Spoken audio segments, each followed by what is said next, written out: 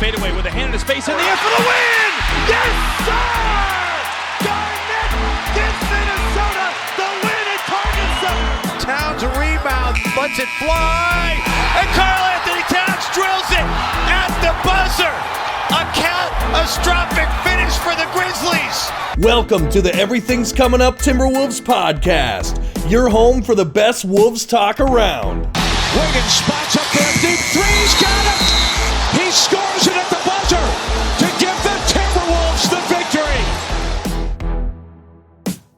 Welcome in to another Everything's Coming Up Timberwolves podcast. My name is Gabe Anderson, and I'm joined, as always, by Chris Emerson. Chris, how we doing? Doing good. Got a nice loss. Yeah, that's true. That's true. The suck for Cunningham, or Mobley, or Suggs, or someone miserable else. For Mobley. Yeah, I like that. And as always, we are joined by Jared Good. Jared, how we doing? I didn't watch a ton of tonight's game, but every minute I watched, which was about 15 minutes, was absolutely perfect and everything I want to see. So I'm actually doing pretty good. All right. And that's the thing about being the Wolves fan. You can lose the game and still feel good about the game. So, let's get right into it. Wolves lose to Boston tonight. They had a 15-point lead in the third quarter. But as a Wolves fan, you know that those leads aren't going to stick around. They did, however, they were down late in the fourth quarter. We're down 11 points and came back. D'Angelo Russell hit some timely shots, hit a three off the backboard, and they went into overtime, and then Boston was too much for the Wolves in overtime. So let's start with you, Jared. What good things did you see out of the Wolves tonight? Well, I mean, we're going to have a whole segment about this, but I really liked what I saw from D'Lo, Edwards, and Cat, and we'll talk about that coming up.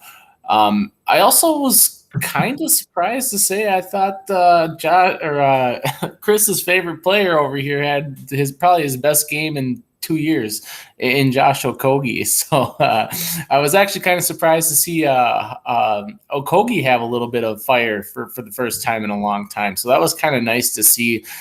Played pretty well defensively. On the Boston side, I mean, again, it's nothing new. The Timberwolves give out career highs to everyone, and Jason Tatum had a career high. I think he finished with he was at 50 last time I see. He might have finished with 52, but yeah, he had a ton tonight, and that was kind of the outlier factor in overtime. I think it was 54. Okay, yeah. So he had 50 at one point, and then I kind of turned it off because we were down by 10 in overtime. Last 40 seconds or something. 53 tonight for Jason Tatum, 4 assists and 10 rebounds. Not a bad night, but when you give up 53 to a guy, you're probably not going to win too many games. And so let's go to you, Chris. What did you see out of the Wolves tonight? I mean, I saw D'Lo passing well. It's something that Finch talked about in his very first press conference. He wants to see D'Lo the play creator, and I've seen that in the last couple games where he's making really good passes. And a lot of it leads to the fact that, Finch also has that offense where we're cutting so much more. We seem to be doing a lot of that late pass to the cutter, like hitting the cutter when he's right about at the basket. Okogie had a nice dunk off a cut. Like, we've been moving well. The Celtics just act a lot. That's one thing that it's just hard for me to watch basketball when there's just floppers and actors and guys, like all that crap. Like, man, that's tough to do, but it's part of basketball. Our defense was terrible, just like it was, against the Pacers. I at one point, Jim Peterson said, this was late in the game, maybe with, a minute left or something. He said the last time the Wolves had 2 consecutive stops in that game was at the 7-minute mark of the third quarter. And he said that like pretty much end of game. So pretty much, a quarter and a half without getting 2 consecutive stops. Jeez. And, D'Lo's a shot maker. That's the thing. That's what he's going to struggle with, or what the Wolves are going to have to learn in these last, 18, 20 games is D'Lo's going to have to learn when to be a creator and when to be a shot taker, because this is by far the most talented team he's been on offensively, and he's going to have to learn when to defer and when to take a shot. So I'm excited to see how that works out. Absolutely. So let's. I don't see why we tally no further. So we the Wolves basically have a big three right now, and I don't know if you can call maybe a big three. Edwards, D'Lo, and Cat, and they're finally starting to play together. Obviously, the third cog in that for now is Malik Beasley, or the fourth cog is Malik Beasley, but obviously he isn't on the floor right now. So Jared, you had some strong opinions on this. What do you like seeing about the chemistry between Anthony Edwards, D'Lo, and Cat right now? So there was one player in particular in this game, and I believe it happened around the 3:10 to 3:30 minute in the fourth quarter. And I believe Cat kind of flashed. I don't think it was a pick and roll. I'm pretty sure it was a flash. Cat flashed up. D'Lo passed him the ball. Cat backed out and kind of waited for a double team to see if it was coming or not. And then, D'Lo was kind of open on the 3-point line. And then Edwards cut to the middle and was wide open and got an easy dunk. And the play art of that just seems so simple, yet so to the point. And this is a play that if you watch or you saw this play, you'll know exactly what I'm talking about, because it stood out to me like a sore thumb. The way Cat backed out, like he was going to shoot the three and kind of see if a double was coming. And then if it was, then he was going to look at D'Lo. The double never came, but Edwards flashed so quick to the middle. He found him, and it was an easy dunk. And I saw a lot of that like 3-man play art for those three. And it all kind of starts at the top of the key. And I think that's something that is being taught by the coaches. And I think they're trying to really use those three and almost, I don't want to say like a triangle offense, because it's almost all on the perimeter, but those three are getting the spotlight in the offense. And I thought that they looked really good tonight. Another thing with D'Lo tonight, and this brings up kind of the tanking conversation too, but you got to remember D'Lo didn't check into the game until there was like 3 minutes and 30 seconds left in the fourth quarter when we were down by 11. So that kind of makes me seem like if this was a different circumstance, he was probably in the game a little bit sooner. It just kind of seemed that way to me. I'll let you guys talk about your thoughts on it, but Chris, go ahead. I mean, I think a lot of that's just D'Lo's still on a minutes restriction. I mean, he played 26 minutes today, or 28 minutes, 26 points. We have so much, like, there's so much gravity that's pulled towards Karl Anthony Towns when he has a ball, and same with D'Lo now. And then they've got to cover the paint for Edwards. I mean, it's gonna be trouble to try to contain those guys. And then anytime you really force your hand off one of those, you've got Beasley sit in the corner. I mean, there's a reason why we're one of the best offensive teams since the All-Star break. I mean, we're killing it. I mean, I think I don't know what this time period is. Maybe it's the last month or month and a half, but I mean, Edwards is averaging 24 points a game, like, and he's your third guy. It's gonna be trouble. Like if they get it to work, that's the thing. I think it all comes down to D'Lo, because he's obviously going to have the ball in his hands the most. And we saw in the Pacers game when Edwards went off for 17 points in the fourth quarter.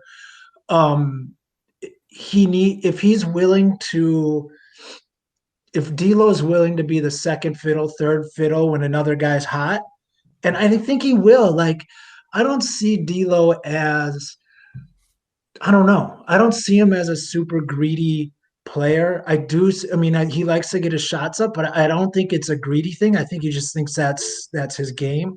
But I think it's going to be on him to make this work, and I think he can do it. And when it does, man, it's going to be special. I mean, those three guys, are crazy, and the pace that D'Lo plays in and Cat play in is very similar, and then the pace that Edwards plays in is so opposite that I just love the mix, you know. Mm-hmm. Jared, go ahead. You had something? Yeah, so Bally Sports are they Bally North. Sports Network now? Bally are Sports they North, I think it's Bally North? Sports, Okay. but then we're North. That's the one. Yeah, we're okay, on. yeah. So they put up a graph tonight, and it was late in the game, and I believe it was total offense. I don't know if there was a time frame from it, but Portland was number 1 and we were number 2, and we were like fraction of a point behind them for best offense in the league.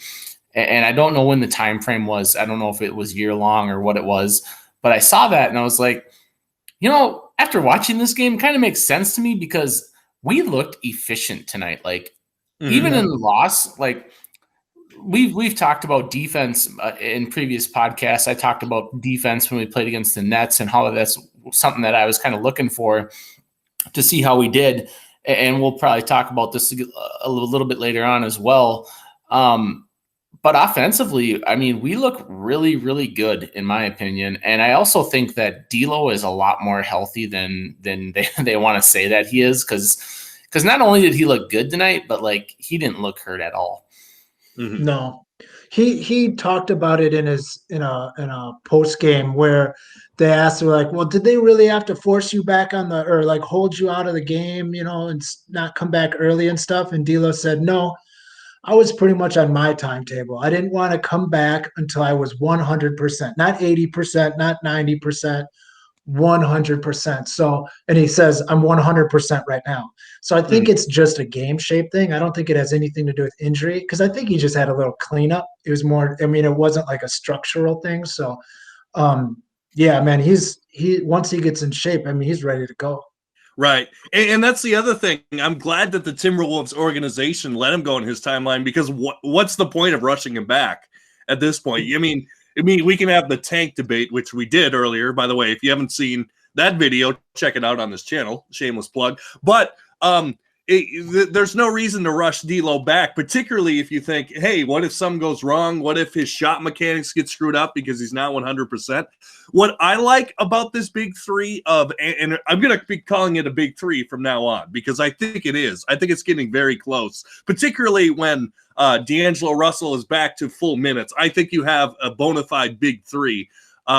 What I love about it is they're all different kinds of players. You got Cat, who likes to post up and can hit the three outside. You have D'Lo, who likes to create and obviously hit the three-point shot. And then you have Ant, who just loves to attack the basket. So, I mean, it's perfect. Anthony Edwards drive to the baskets, gets doubled. Who do you throw it to? D'Angelo Russell open for a three, and he's like a 40% three shooter. Or you have Towns on the perimeter as well. It seems like a perfect mix. Chris, you had something? What's up? Well, the thing about it is D'Lo, and what I've loved about what I've seen so far to D'Lo, and who knows if it'll stay, but he has been taking it so hard to the hole these last couple games. I mean, I remember early on in this year, they were talking about him, and a lot of it was his Golden State stats, I think, more than the Minnesota stats last year, but he was something like 98th percentile in finishing at the rim, like in his finishing percentage, but he was something like 5th percentile in actual shots at the rim. So like he's an amazing around the rim finisher on his layups, but he just didn't take any. Well, he's taking them now, and he's getting to the line more, and he's just putting that pressure on the defense. So if we have him doing that, we have Edwards. I mean, we really could be a top 3 or 4 offense in the league, which isn't too much to think because we weren't too far off that last year offensively. And it's just going to come back to defense if we can play any defense. But the way we've been playing defense under Finch, man, we're getting our hands on so many balls. We had 2 guys with 4 steals tonight, and we're passing around. We had 3 guys with over 7 assists. Like, I mean, we're playing good basketball. I mean, taking this team to overtime's not a – I mean, when we got the loss, which was important for me, but, I mean, we're playing decent ball. Yep. Go ahead, Jared. Yeah, so I was gonna just bring up, like, you guys remember early on in the season when D'Lo was playing kind of by himself? He did a lot of that, like, mid-range too. He had that, like, step back mid-range that he was doing a lot of. And like, watching tonight, like, not to say that that's disappeared from his game, but like his mentality is so much different. Like, he's such a versatile player. Like Chris was saying, like, attacking at the rim. There was a couple of times tonight where I was watching late in the fourth quarter. We're down, 10, and I'm like, that's a good take right there, and he's aggressive. I thought he played phenomenal tonight, and this is kind of the first time I got to really sit down and watch him for a set period of time since he's come back, and I thought he's looked. And like I said, I think he's also super healthy, but I thought he looked phenomenal tonight. Yeah. I mean, 28 minutes, 26 points, 4 rebounds, 8 assists on 2 turnovers. Like, give me that. And what I like about it is he had 26 points on 18 shots, and Edwards had 24 points on 12 shots.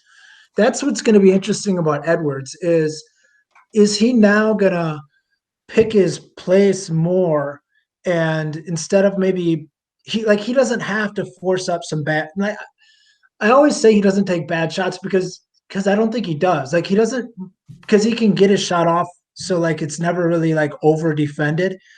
Maybe it's not in perfect rhythm and stuff. So maybe now he'll just take the rhythm shots and he's getting easier drives. But if he can move his efficiency to like around like 12 shots and 24 points, if he can do that kind of action, geez, I mean, look out. Mm-hmm. Absolutely. And Jared, you were talking about D'Angelo Russell and his mid-range. It's funny you mentioned that because I would actually try to emulate that when I would play in my church league in the mornings. I would try to like do a low dribble and just kind of get to the spot and then pull up with a high J. But I don't know. I like I said, I love watching D'Angelo Russell. So let's go this way. Since we're talking about the big three of Edwards, Towns, and Russell.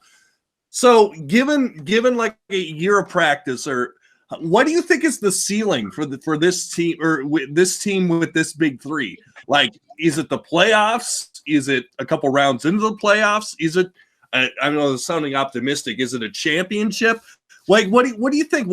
If obviously assuming that Anthony Edwards continues to progress, what do you think the ceiling for this kind of big three is? And we'll start with you, Chris. What do you think? Are we talking like years down the road? Yeah. Like overall ceiling. Yeah. Well, if we hold for like 3 or 4 years, I think if we can keep these three together, it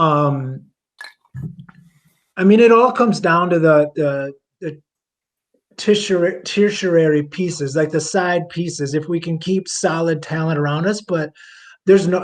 I think next year we're playoffs. I thought we were going to be fighting for that 10-9 spot this year if we were healthy.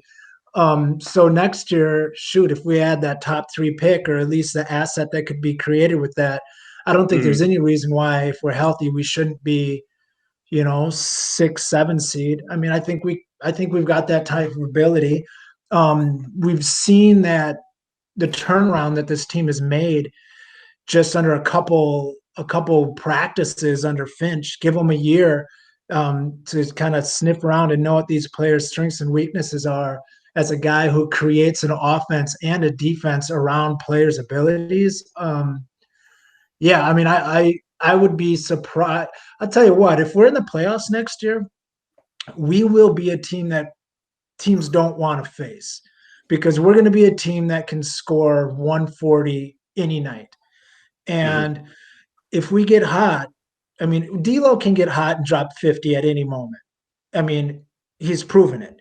And Edwards, God, man, we could make some noise. I don't know if we would win a couple series, but we're going to put a scare in a couple teams, a couple top seeded teams, I think. Mm-hmm. And Jared, what do you think is the ceiling for this big three? So as soon as you asked this question, something popped in my head, and I get killed every year for over projecting the Timberwolves, and rightfully so, because they don't ever seem to pan out. And I think we all do it. Yeah, it just kind of comes with watching the Timberwolves. But next year, healthy squad, I got us at the 5 seed, and someone will say that you're over projecting this team. What I've seen from this team in the past, in the tanking weeks, as we might call them, has been so phenomenal. Like, if we learn how to play defense, we're going to beat a lot of teams, and we might not even learn how to play defense and still beat quite a bit of teams. That's how good we are offensively. Mm-hmm. Absolutely. Yeah. And personally, I think we can be good.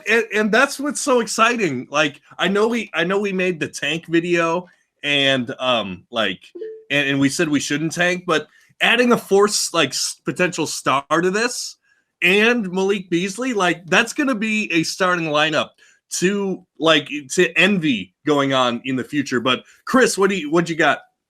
I mean, and mind you, that tank video wasn't so much we shouldn't tank. It was more like, I don't think we need to, because we're going to lose enough anyways. Which Right, was, yeah, for sure. This win goes a long ways, because the Magic won tonight in a game lost tonight in a game that I thought they could win. If we can, I know Okogie played all right tonight. He actually got really kind of emotional in the beginning of the game on some bad calls that didn't go his way. So he actually kind of took it out on the game, which was good to see. But like in a game like today, if we can, Jaden McDaniels, another year, he's going to be that much better on defense. And we didn't talk about him, but over these last couple of games, the way that he's been taking the ball to the cup, like he's not just a jump shooter and a defender anymore, man. He's putting it on the ground. He's playing a whole different level of game. I'm excited to see him next year. But if we can move Okogie out of this lineup and get, Beasley, I think might be best as a sixth man. But if we can get we will get another solid player, we're going to be good. I think the 5th seed's probably, I would say that's probably the peak. I would say that that's like the 90%, 95% expected of next year. If we hit like the top potential, 5th seed, I think would be probably about where the top, but it's going to be fun to see. Yep, absolutely. Unless I would say we can get higher than the 5. The only way I see that happening, if one of these draft picks is like unbelievable, like if Cade Cunningham is like a generational player, like some people are saying that he is, or he's Mobley, like Grant Hill. Right, yeah, absolutely. Or Mobley plays amazing, or Jalen shoots like 90% from 3 or something like that. That is what I feel that you would have to take. But man, it's just I know it's hard to say when you have the worst record in the league, but it's an exciting time to be a Timberwolves fan right now. Like, it actually really is. Like, I would much rather be a Wolves fan than some of these other teams, like the Magic. Like, what? Oh. Well, what's your future with the Magic? Like, I hope Cole Anthony turns a corner. Like, the brightest spot in the Magic's entire basketball organization is Wendell Carter Jr. since they traded for him has been really good, but they are in full rebuild. They are in like OKC real rebuild mode after they traded away Paul George and all that. Well, that's like OKC. I mean, they still pulled, like, OKC still got like Chris Paul and like pulled it together and made a playoff run. But I mean, the Magic are just like, you guys know I'm a big CP3 guy, and not this year, but the season before when he was with OKC, one of the reasons why I'm such a big Chris Paul guy is he ranks out extremely well in win shares, and when you get on a team like OKC last year, that's why you rank out really good in win shares. They were projected to be the worst team in the NBA preseason last year, and they made the playoffs, and they scared, I think it was Houston, the Rockets, in the first round. I think they took them to 7 games. That's just the kind of player that Chris Paul is. Mm-hmm.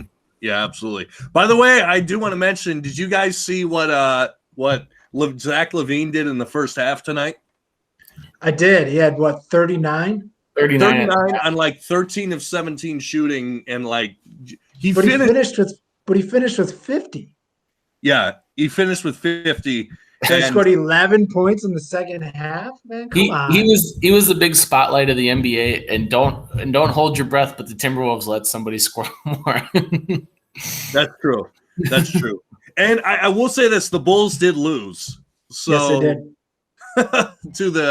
to the Atlanta Hawks. So yeah, I don't know. I feel like I don't know the Bulls. Not to get not on a Bulls rant, but I don't know if Zach LaVine and Vucevic is enough for them to like make a huge step forward. I think it's a step in the right direction, but I don't know if it's enough to make a huge step forward. When we talk trade deadline, I absolutely love that trade for the Bulls, and I even talked about it on our podcast. I don't know, we're probably 3 or 4 podcasts ago now, but it just isn't working. Like they don't know whether to stagger them guys or keep them on the floor together, and it's just kind of been a mess from the coaching standpoint with the Bulls. They even benched Kobe White to start Satoransky, and they're much like the Timberwolves in a way where they have talent, but they're young and they just haven't figured it out yet. Mm-hmm. And by the way, when I said earlier for the Magic, Kobe White, I meant Cole Anthony is what I meant to say. I think you got it right. You said Cole Anthony. Yeah. Oh, I did? Oh, okay. Good. Okay.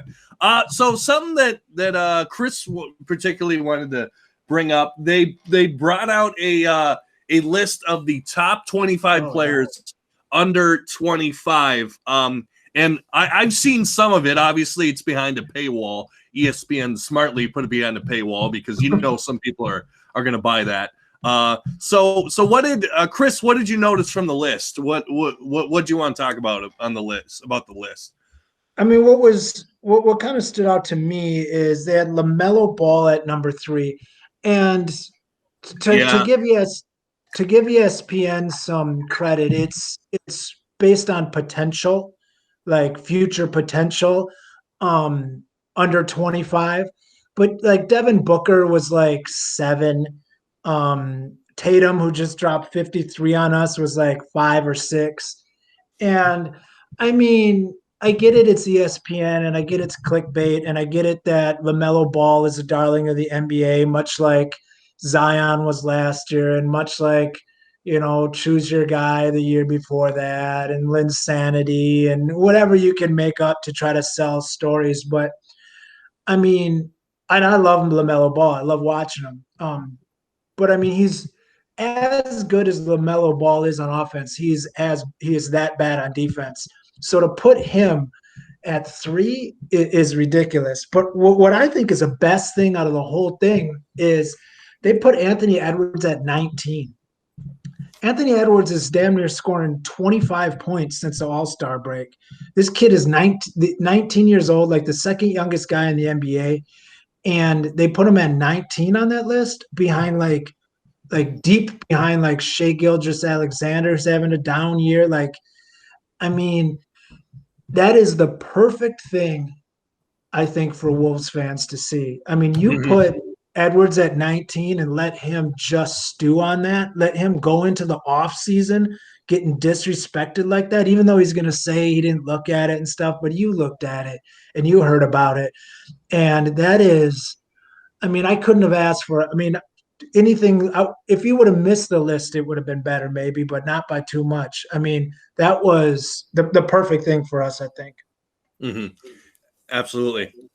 Yeah. And so, that's great. I think he's going to stew on that. Absolutely. And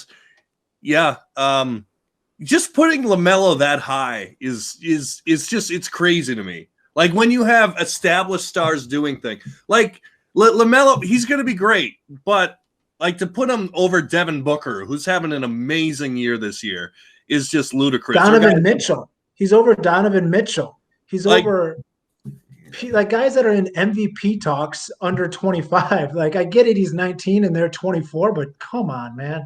Also, I saw something. I forget who posted it, but basically, ever since Charlotte lost LaMelo, they like have a winning record. So like I don't know. Yes, LaMelo's great, but like, can you really put him over Devin Booker, who's leading his team to the 2 seed right now? And clickbait. Yeah, we don't talk about this ever on this podcast, but I'm going to mention it now because I think it's a real life thing, and that's media bias. And the ESPN is in love with the LaMelo because, like Chris said, it sells stories, it sells articles. It's people are in love with them, and like look at the Milwaukee Bucks before they were like the number one seed. They still haven't won anything, and they still probably don't get as much credit as they deserve for how good they were, I would say, because I don't think they're as good as they once were this year. But like they didn't get any shine either because they're in a small market city. That's the same thing with Minnesota. Like if you're not a Timberwolves fan, like who Anthony Edwards is, but have you sat down and watched him? Probably not. Right. Not a whole lot of basketball fans can say that they've sat down and watched the Timberwolves for 48 minutes. Right. Particularly if you're an NBA fan and all you heard about the draft was, oh, this is a down draft. There's no real winners in this draft. Like that's what I was listening to a bunch of podcasts in the offseason, and that's what everyone was saying. They were like, oh man, of course the Wolves get the number one pick in this draft when there's no one that good in the draft. No one's gonna come out of this draft. And then like LaMelo Ball and Anthony Edwards are tearing it up. Like One thing I want to say. One thing about that bad draft is, man, nobody knows. The last bad draft they talked about had the two-time MVP Greek freak in it. You don't know what's going to happen. These kids are poor 19-year-old kids that are about to be rich. Who knows what they're going to do with that money? Who knows how they're going to move forward? Nobody knows. But one guy that wasn't on that list, which I have been saying since the start, is Mr. Wiseman. I didn't see him in that top 10. And I'm telling you, the Wolves, the Timberwolves guy, and I know it's a broken record for me, but Naz Reid again tonight, 8 minutes, 10 points, man. We got to find a way to get this guy on the court. I would not trade straight up Naz Reid for Wiseman right now. I wouldn't do it. I think Naz Reid's a better player, and I think he's going to be a better player than Wiseman. And I don't think it's going to be close. Wiseman's, I mean, he's so soft. And the way that Reid has been playing, he's been dunking on everybody lately. Like, man, Naz Reid should have been on that list. That's who I'm mad about. That's my new petition. So before we move on from our ESPN drop, there was a question posted by First Take today. And I thought it was a pretty good question, and I feel like I might have disagreed with the public on this one. But the question was, ESPN, if you're going to sponsor us, now's the time because we're dropping you. But if the question was, would you take right now, who is the better player at this exact moment, Devin Booker or Donovan Mitchell? For me, it's a tough question. It is, because you can't say like, oh, one of them's leading their teams to wins, one's not, because they're 1 and 2 right now. I think it's Devin Booker, because I personally think that the Jazz have a better team around him, and they have the inside presence with like Gobert. This is not a slight on Mitchell. I love Mitchell. I love watching him play. I think his, like I said in a video previewing the Northwest Division, I think that Mitchell's stock rose to the ceiling in the playoffs last year. Like in the bubble, he was amazing. That series between the Jazz and Denver was amazing. But I would still take Booker right now because I think his pure scoring ability. But what would you take, Chris? Man, it's a tough I mean, it's truthfully, it comes down to team makeup. I mean, because they're so different. Like Mitchell's always putting pressure on the rim, kind of guy, and Booker's more of a play creator. He can do more with the ball in his hands, like and facilitating others. I mean, he's had couple years where he's like at 6-7 assists. I would probably say Mitchell's a better defender, but neither one of them really. That's not really their thing. Dang. I don't know. I really don't know. I would have to see what the rest of the roster is around him. I think it comes down to that. My pick was Mitchell, and I think they're very similar players. They both can light up the score sheet, and they both can get hot from pretty much anywhere. You could say that Booker scored 70, but a lot of the times when Booker put up those big scoring games, a lot of that came from the free throw line. A lot of that came late in games. I think when he did drop 70, it was against the Celtics. I'm not even sure if they won that game, but I know a lot of it came at the free throw line as well. They're both phenomenal players. I just wanted to bring it up because I thought it was actually a pretty good debate. But I'm taking Mitchell. Mm-hmm. There's no wrong answer. Right. Yeah, I totally agree. Yeah, there really is no way to go. Also, just some of the and I know in the NBA right now, the divisions don't really matter too much, because it's all seeding. So it's not like in the NFL where you got to win the NFC North or whatever. But really, when you think about it, I mean, some of the guards in our division are just outstanding. You got Anthony Edwards, D'Angelo Russell, Jamal Murray, Donovan Mitchell, and Shai Gilgeous-Alexander. That's a pretty good bunch of guards in one division. There's so much talent right now. I mean, there's not a time, I think, ever where there's been more talent top to bottom in the NBA. Mm-hmm. And none of it's in Orlando. And none of it's in Orlando. At least none of it's healthy in Orlando. Yeah, that's true. That's true. So we've been kind of positive, so far. So let's keep the positivity up. I kind of want to ask this question. I posed this question to the Wolves Facebook group. So let's go a few years from now, or even maybe next year, when the Wolves are like a perennial, and Lord willing, this is all hoping, but the perennial good team, like they're legitimately a good team. They're making the playoffs. They're playing well, and everything's clicking. Let's hope that happens. How will your attitude be towards bandwagon fans? So this probably isn't the right answer, but this is my answer. I've been a Minnesota sports fan since I came out the womb. I've loved Minnesota sports across the board, whether it's Wild, Gophers, Twins, Vikings, Timberwolves. I've lived my whole life here, and I love Minnesota sports. And I've seen so much heartbreak that if you ain't with me now, you better not be with me down the road, because I have been through blood, sweat, and tears for these teams, and I have seen nothing. So that's my stance. All right. What do you think, Chris? I mean, I can see that. I feel you. But I mean, if you want this franchise to succeed, if you want this team to succeed, you need as many eyes as you can get on them. I mean, I'm talking, I want all of North Dakota to follow us. I want Iowa. Give me Montana. I want Timberwolves to be, I want it to be Drake's new favorite team. Like that's the kind of support I want. I want it all, because that's what we need to bring in, free agents, to bring in the marketing dollars, to bring in the, maybe catch one or two games on national television after we win a title, maybe.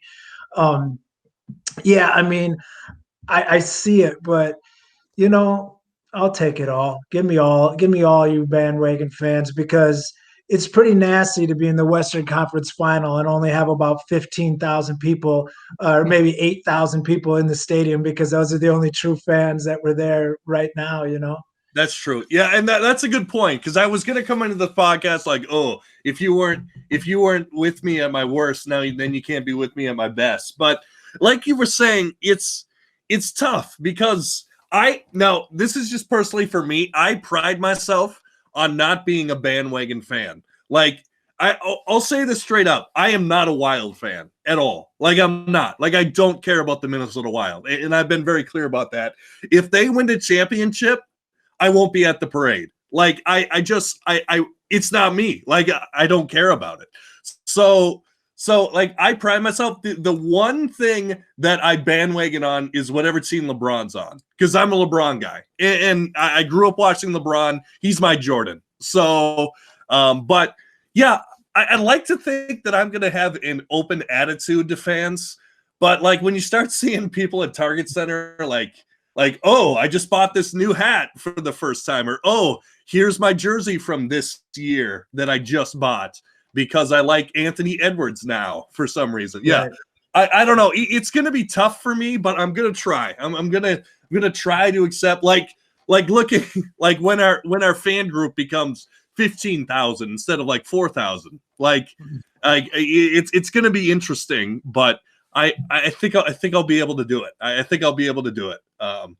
But man, I know we're a losing team right now, but man, how fun is next year going to be? Like for real. Like it puts a big smile on my face. I mean, it's sadly the mantra of every Timberwolves fan every year is how fun is next year going to be. But I think this is really the one that's going to be fun next year. You know, Yeah. like the last time I've been this excited for a team that's doing bad is right before we hired Thibodeau, when we had the roster that was like Rubio, Levine, Wiggins, and Cat, and we had the fifth pick coming in that I was sure was going to be Murray, and then it wasn't. But that was the last time I was this excited. So now we've got Karl Anthony Towns and D'Lo and Edwards and Jaden McDaniels and Nas and Beasley and maybe a top 3 pick. Like, whoa, that's a lot, man. That's a lot. Man, you spewing off those names. Have you guys know like those Wu-Tang Clan shirts that say like and Raekwon and Yeah. I want one for the Wolves that says like D'Lo and Cat and I'll make one. And I'll put it together. Yeah, like I want that shirt. One thing I want to mention, completely off topic, but when we were talking about when earlier when I said, you know, one of the best times full of talent wise, it made me think of older talent. And when I was watching the game, the Pacers game the other day, one thing that came to mind when I was watching Cat in the post getting you know, like he gets so many offensive fouls on his little spin move with his little chicken wing hook and stuff. Cat is officiated the way that opponents wanted Shaq to be officiated back in the day. Like, I've never seen a big man get more ticky-tack little fouls on him. Like today when he was they try to defend him with little guys, so he spins on a little guy and his arm hits a little guy in the head. Well, that's like a big man's waist. Like it's super frustrating, and he's getting really frustrated, which is a whole nother thing I've noticed about this team under Finch is how much we complain. We talked about it early in this podcast, how I was really impressed how Cat had completely cut out his complaining, and Anthony Edwards wasn't complaining. And ever since Finch took over, they've been definitely a lot more vocal on their complaints. So I think that not complaining thing must have been a Ryan Saunders thing, because, man, they've all been – I mean, they haven't been over the top, but they've been a lot more. But, yeah, Cat is officiated like every opponent wanted Shaq to be officiated, and it's super frustrating. Jared, you got some? Yeah, I was just gonna say that was my one downfall from tonight's game is Cat. There was a couple times where he got blatantly fouled and he didn't get a call, and you know, under Saunders he would kind of let it go, and today he was frustrated. Like there was a point late in tonight's game where I was like, Cat might get a T here because he was that frustrated, and it sucks to see, but I also think he had the right reason to be upset. But yeah, it was kind of frustrating for me to see because, like Chris has said before, I hate to see that kind of basketball. But he had reason to be pissed, and he was, and he voiced it. I wonder if when we start winning, that'll change because we still get no calls. I mean, we get no calls. But hopefully, you know, you put a playoff stretch together and refs will start, you know, giving us some credit. Who knows? One thing I want to talk about before we move into the week coming up was the Pacers game. And the reason why I want to talk about it is because we've kind of talked about our defense on this podcast a few times and how it's kind of frustrating. The Pacers game they were without Miles Turner, they were without Malcolm Brogdon, and they were without Domantas Sabonis, and they still put up 141 points on us. And that to me still kind of raises an eyebrow for me to be concerned with us defensively. And then there's other times where like when we played the Nets, I was like, oh yeah, I was kind of impressed. We lost, but we held them under 120 and Harden didn't kill us. But like I feel like that's the one thing that we need to make. Like we need to put our foot in the sand and say we're going to play defense, even if it's half the game. Like the Pacers shot 60% from the field. They shot, I think it was over 50% from three and like 90% from the line. Like they didn't miss at all. And this was their JV squad. Mm-hmm. Yeah, I mean, that's the thing. Like they went, I know in the fourth quarter at one point, near the end of the fourth quarter, they were 5 for 5 from three. We would come down and make a huge play. Like Edwards would cross a guy over and dunk the ball or something, and everyone's hype. And they come down and, one of the Holiday boys hits a corner three. And it's like, damn, that was 2 for 3, like 3 for 2. Like, that's not worth it. Mm-hmm. And every single play we did, they answered with a big three. And the same thing with Boston tonight. They were, in the second half, they were 11 and 19 for three at one point, late in the fourth quarter. Like, a lot of that is just bad luck because, I mean, that shooting isn't going to be there forever, but dang, that luck seems to be happening quite often. Yeah. So I don't know. I mean, maybe it's just giving open shots too. And we can straight up say that like when a team outshoots you aren't gonna win very often. Like we all rebounded them by 16, which is a pretty large number, and as we should because they're without their two big men, and we out rebounded them, and they just shot better than us. And it kind of reminded me a lot of the Baylor Gonzaga championship game. Like Baylor just outshot them, and that's why they won. Yep. Mm-hmm. Yeah, and even tonight, I mean, Boston it seemed like every time we would make a basket or even miss one in the fourth quarter, they would come and just hit a three just out of nowhere. Now, and like you said, we can talk about, are we giving up too many open threes? And the answer to that is yes. But even times when like we've got them flustered, like maybe Rubio is up on his guy and he passes over to a guy and a guy goes for a steal and then they rotate and have a wide open three in the corner. I feel like that happened at least 2 or 3 times tonight where we're efforting on defense. We just at the last second we're out of position and they have a wide open three and then of course make it because as we know, other teams will always make threes in the fourth quarter against us. Like it just so happens. Are you saying draft Mobley? Is that what you said? Maybe.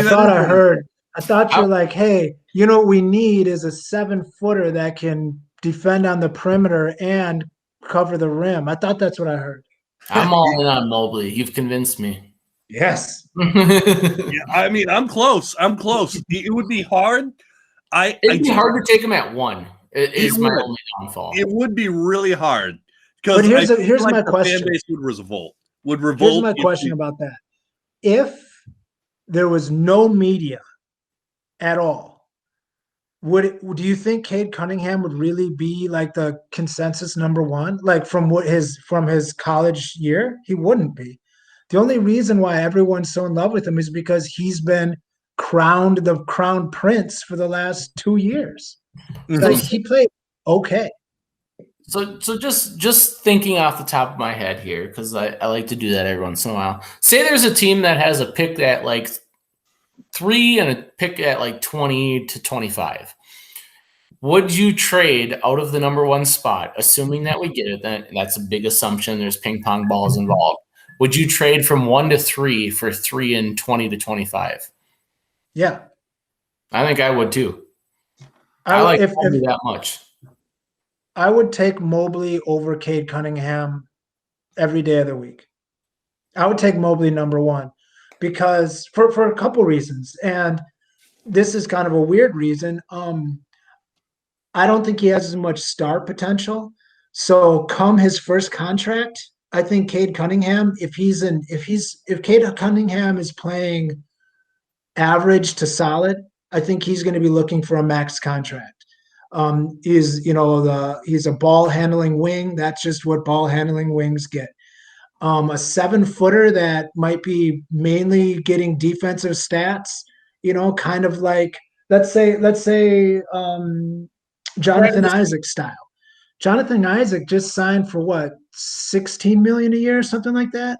I was going to say the player that came to mind for me when we started talking about like defensive stats was Thaddeus Young, and he's later on in his career, obviously, but similar type.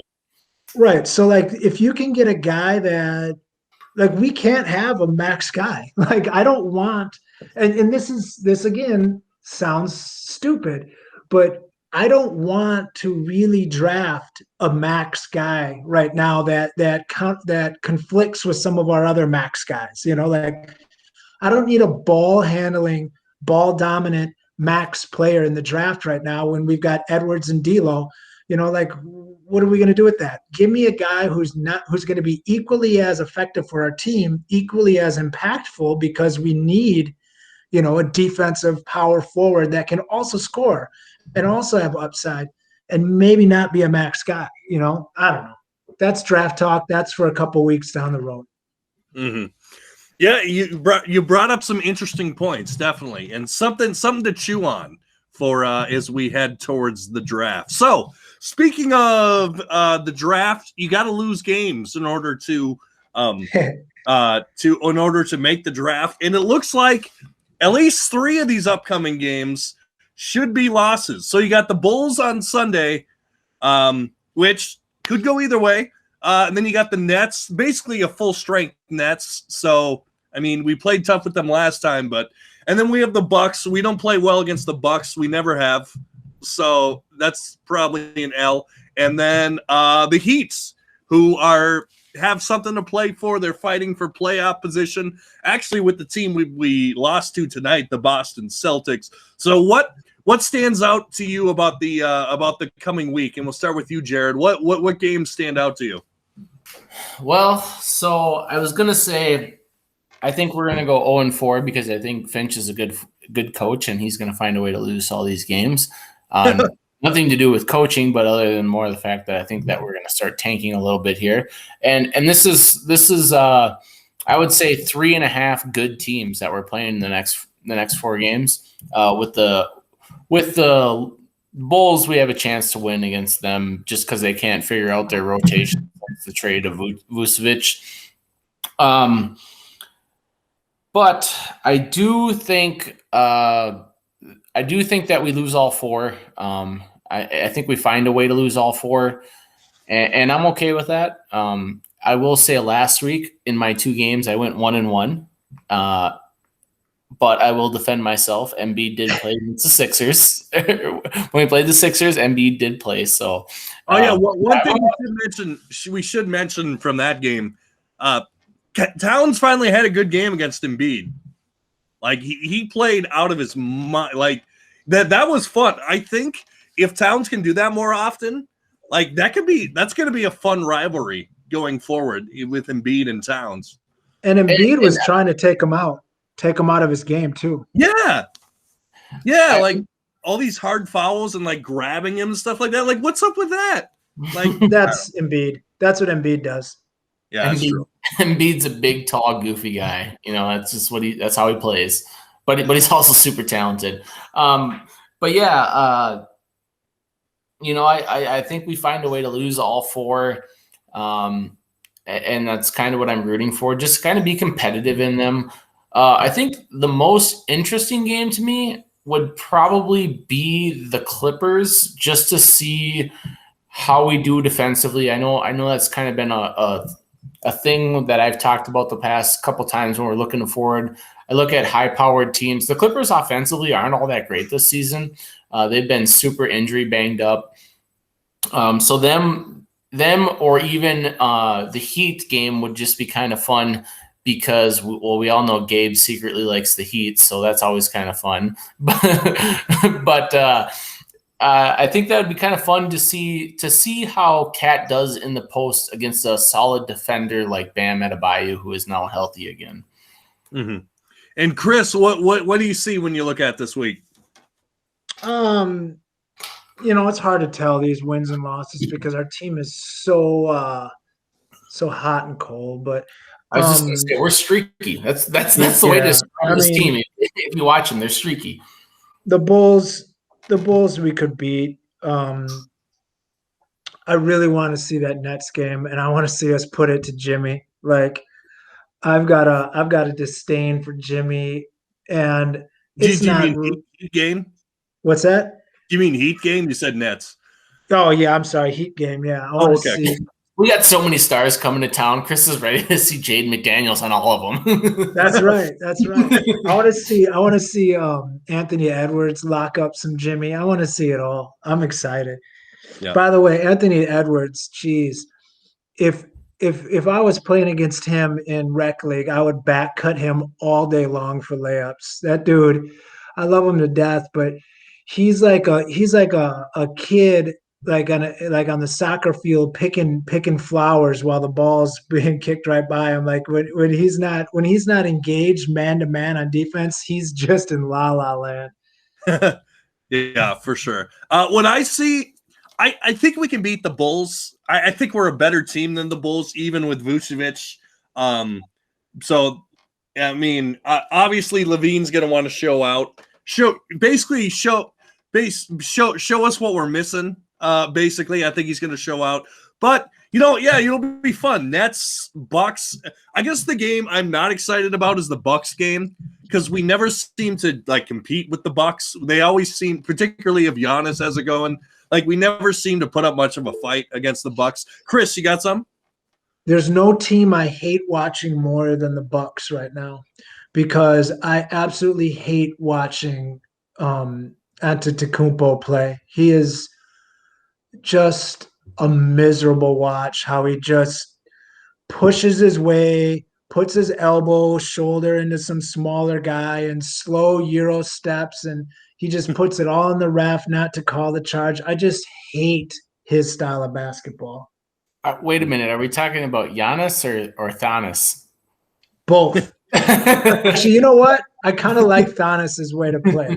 I like that because he's like a Kogi. If a Kogi got on some on some more protein, got a little taller, he's like a big Kogi. But yeah, no, I'll take him on my team, not Giannis. Yeah, for sure. Well, I think we're gonna. Oh, and then also I should mention, like Jared was mentioning, yes, I do want to see the Heat. But let's put a bow on this. Chris, thanks so much for another great week. No problem, man. And Jared, thanks for joining us as always. As always, guys, it's a highlight of my week, and I know we're a big basketball podcast, but I want to drop a few MLB things in because the MLB has just hit form. Twins are playing super well. Joe Musgrove just threw his first no-hitter tonight, which was kind of fun to see. But we'll always be a basketball podcast, so if you love basketball, you better be here. Absolutely, and I'll throw in one plug. My St. Cloud State Huskies are going for a natty. So, ooh. Yeah. So they are in their first ever Frozen Four. They beat Mankato. They came back against Mankato and going for a championship. So they are the only Minnesota team left. So we are all Husky fans this weekend. Absolutely. Yeah. They play UMass probably when you're listening to this, if you're listening to this on Saturday tonight. So go Huskies. And that's going to do it for this episode of the Everything's Coming Up Timberwolves podcast. Make sure to like, share, and subscribe on Facebook and follow us on Spotify so you never miss an episode. And as always, go Wolves.